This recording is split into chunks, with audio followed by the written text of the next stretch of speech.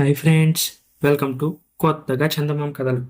ఈరోజు మనం జాతక కథలు సిరీస్లో జ్ఞాతి వైరం అనే కథ చెప్పుకుందాం.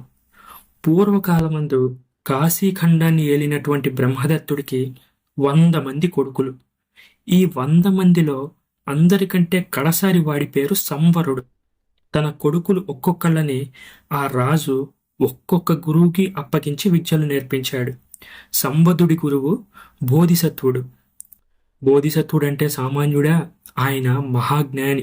రాజపుత్రునికి పితృ సమానుడిగా ఉంటూ జాగ్రత్తగా కనిపెట్టుకుంటూ వచ్చాడు.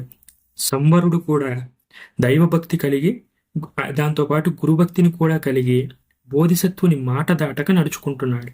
కొంతకాలానికి గురువులందరూ తమ తమ శిష్యులను వెంటబెట్టుకు వచ్చారు.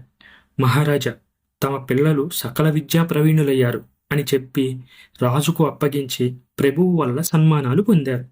కొడుకుల ప్రజ్ఞలకు మెచ్చుకొని రాజు సంతోషించాడు. ఒక్కొక్క కుమారుడికి ఒక్కొక్క రాజ్యం ఇచ్చాడు. కడసారి వాడైన సంవరుడు విద్యలు పూర్తి అయిన తర్వాత గురువును సందర్శించాడు.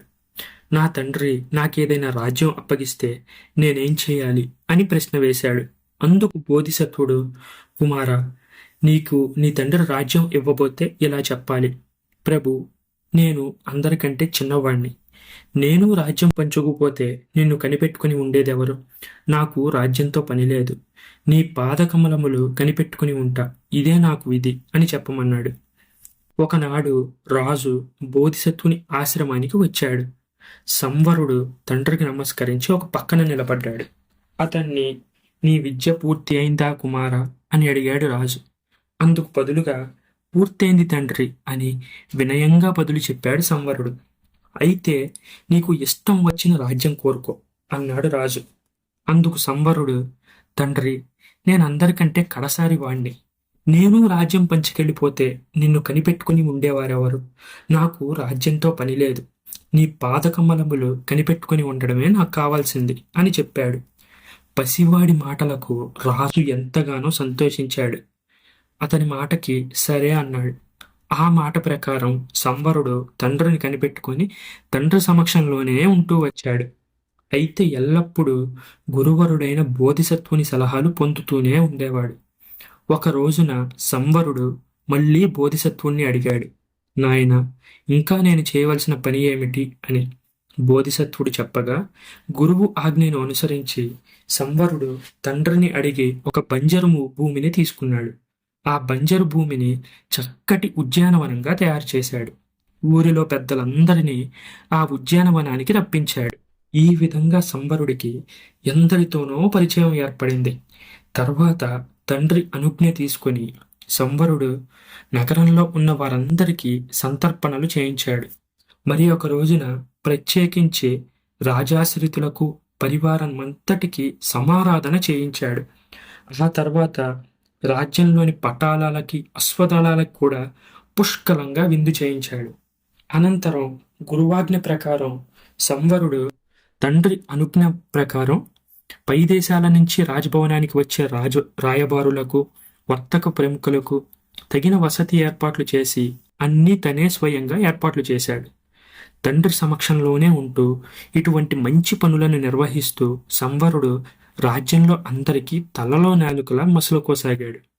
కొంతకాలానికి వృద్ధుడైన రాజుకు అవసాన కాలం ప్రాప్తించింది. అప్పుడు మంత్రులు వచ్చి, ప్రభు, తమ తదనంతరం ఛత్రాధిపత్యం ఎవరిది? ఏలిక ఉద్దేశం ప్రకారం నడుచుకుంటాం, సెలవివ్వండి అన్నారు. అందుకు రాజు, మంత్రులారా, నా 100 మంది కొడుకులకి ఛత్రాధిపత్యం పొందే హక్కుంది. అందులో మీకెవరు నచ్చితే వాడికి పట్టం కట్టండి అన్నాడు. తరువాత మంత్రులందరూ సమావేశమయ్యారు. ఈ విషయంపై బాగా చర్చించారు. అందరి మనసు సంవరుడి మీదనే ఉంది. ఆ ప్రకారం సంవరుడికే అతి వైభవంగా పట్టం కట్టారు. గురువర్యుడైన బోధిసత్వుని సలహాలు పొందుతూ సంవరుడు న్యాయ మార్గాన రాజ్యపాలన చేయసాగాడు.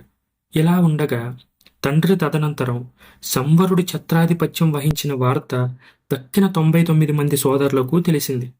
పెద్దవాళ్ళం మనందరం ఉంటూ ఉండగా కళ్ళు కూడా తెరవని పసికూన వాడికి ఛత్రాధిపత్యం ఎలా అందుతుంది అంటూ వాళ్లలో వాళ్ళు వాదులాడుకున్నారు.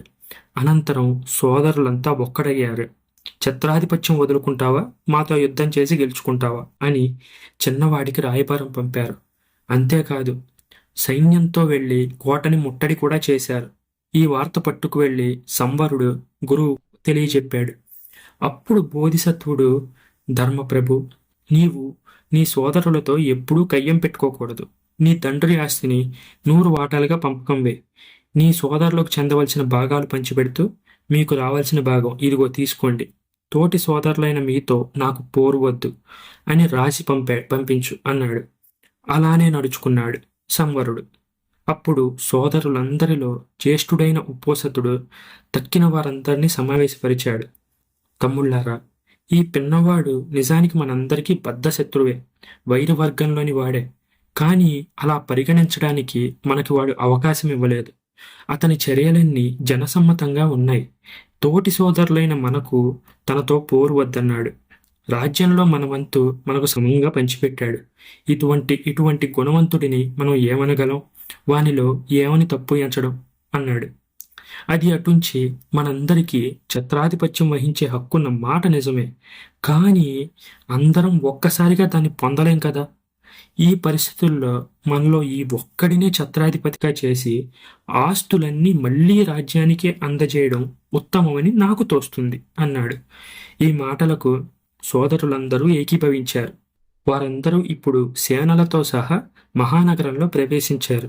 అయితే ముట్టడించే ఉద్దేశంతో కాదు, సోదరుడైన సంవరుణ్ణి గౌరవించే సంకల్పంతో.